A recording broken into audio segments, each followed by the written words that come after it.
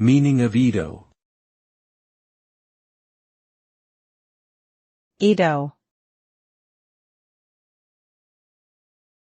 Edo. Edo. Edo.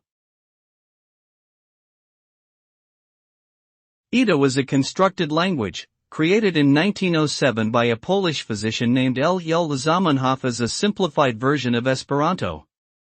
It was designed to be more intuitive and easier to learn than other constructed languages, with a simpler grammar and fewer irregularities.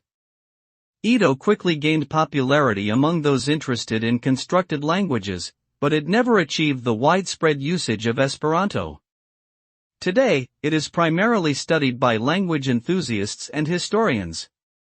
Overall, Edo represents a fascinating example of the creativity and innovation that can arise from the human desire to communicate across linguistic boundaries.